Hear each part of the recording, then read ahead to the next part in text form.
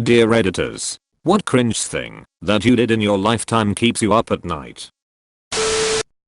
It was my first day in high school and we were supposed to introduce ourselves through a skit. Well, I introduced myself like I was a WWE wrestler, complete with my own ring-in trance walk, chants that I thought were supposed to hype up my new classmates, and even had a made-up wrestler nickname LMAO. I still wake up sweating every now and then remembering that. Entering Mrs. Johnson's classroom, it's Tony. Here comes the tea, here comes the tea. In an attempt to be less awkward, I'm trying to take more time to think before I speak. This backfired in a big way in December. I ran into a cousin who I hadn't seen for a few years. He said hello, and I was trying to think of a greeting, since it was just about Christmas.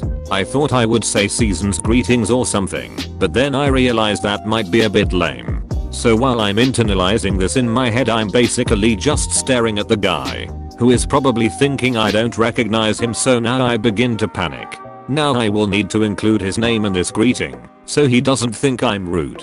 It's been a long time. I still haven't said anything. It feels like the most time ever since anyone has ever talked. So in my head I'm like, okay, say something. Anything has got to be better than this. But in my panic all words leave my brain, and what comes out is, congratulations, Joshua. I once passed what might have been the most disgusting sounding fart of all time in front of a 100+ person class while giving a presentation. To try to cover it up, I said, well, excuse you, professor. My friends still haven't let me live that one down. Gonna use a throwaway for this one because it literally still makes me cringe really hard, and the people involved probably don't know, or they're so kind that they pretend not to. I moved to a different city when I was in 9th grade and would mostly keep in touch with my classmates on Yahoo chats. Yeah, I'm ancient. I was a shy kid and wasn't adjusting super well in the new school, but my old friends kept asking about my new friends, so I invented one. His name was Chris, I think, and he was Australian. And no, I didn't know of Chris Hemsworth at the time. I gave him his own Yahoo chat ID and everything. Made him talk to my friends. He got particularly close to one of my female friends. She ended up telling me she had a crush on him. This was messed up because Chris didn't exist, so she technically had a crush on me, I think. B. One of my other friends had a major crush on her, and this imaginary Chris was now messing up his chances. I went into panic mode and ended up having Chris move back to Australia and stop using his account. I did not plan that well, and my friends probably know it was me and didn't want to embarrass me with a confrontation. Bless them. It's been over a decade, and I still physically cringe when I think of that time. The two friends of mine did end up dating and were together for a couple of years. I'm still in touch with those guys. You just dredged up some painful memories. Speaking of invented people, I was in middle school when Facebook was starting to take off. I made up a Facebook girlfriend. She had a whole profile of interests, hobbies, etc., including pictures which were straight up stolen from this random obscure MySpace page owned by this chick I didn't know, who was trying to become a model or something, and had like 1,000 pictures. Ouch. About twice per day she would post a status, and it usually was something like thinking about Rust_dog, or I loved what we did last night, Rust_dog, or something equally ridiculous, sprinkled with little happenings in her life to make it seem legit. I pretended to know how to have sex and that I lost my virginity, but looking back I now realize that I had no fucking clue what I was talking about, and I probably sounded like complete idiot. I mean, I'm pretty sure people saw right through my bullshit considering there were no pics of us together, even though I was constantly mouthing off about how we always hung out and did naughty stuff. Dear Lord. Oh man. You think you have it bad? In middle school, two of my closest friends started going out, and all of a sudden the boy starts getting these things in the mail. Mixtapes of songs his girlfriend likes, letters about how to care for her and stuff. All with no return address. Signed, Adrian Rast. Now we can all guess where this is going.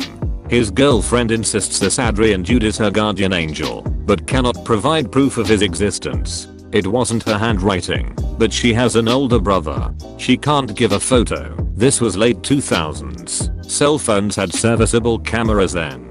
The best part was that she once told everyone in our group aside from the boy, completely unprompted, that Adrian was an elf. An elf. This goes on for a couple of months and then just stops. She was pouty and said that Adrian had moved. We never got her to admit that elf boy wasn't real lol. Everyone did cringy sh in their teens, and our friend group was no exception. This girl was just something else though. When I was 14, for some reason I tried to do the surprise kiss to a girl I was hanging out with at the time. Needless to say it didn't work, and she just said, "Dude, WTF are you doing?" Thankfully no one else noticed, and she told me she was cool with, and I should just forget about it. Yeah, I didn't. I wanna shoot myself every time I think about it. When I was about 7 or 8, I went to a summer camp. One day, the camp had a talent show, and me, thinking I was a comical genius, thought it would be a good idea to tell a joke for my act. The joke, though, was one I heard at school and didn't really understand at the time. The joke was there were 4 people live in a building and the guy on the top floor loves to play with knives. The guy on the floor below him loves to pee out of the window. The guy below him loves to paint things green. The guy on the lowest floor loves to eat pickles. So there I am, a little innocent kid who doesn't even know what my balls are for, about to tell a super ducked up joke to about 30 kids and some young adult counselors. I explain the people that live in the building and then tell the joke. So, I said, the guy with the knives accidentally drops a knife out of his window. The guy peeing gets his wiener cut off. At this point the counselors were about to intervene. Then, the guy below him paints a falling wiener green. And the guy below him says, "Oh look, a pickle." And eats the pickle. Needless to say, the counselors were not too happy and they had my parents come pick me up and didn't let me come back to the camp for the rest of the week.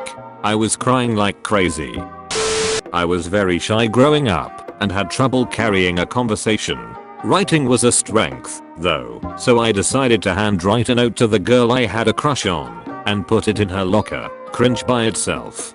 To my surprise, she came up and started talking to me the next day after school. I had imagined her most likely ignoring my letter, or if anything writing back. I was so extremely flustered all I could focus on was a smile and the heat of my full face blush. She finished what she had to say and walked away. Then, to my horror, I realized I had no idea what she said. Well, what did she say? Bush did 911. I was still inexperienced with my GF at the time and thought it would be spontaneous and hot to pick her up off the bed and kiss her with her legs wrapped me standing up.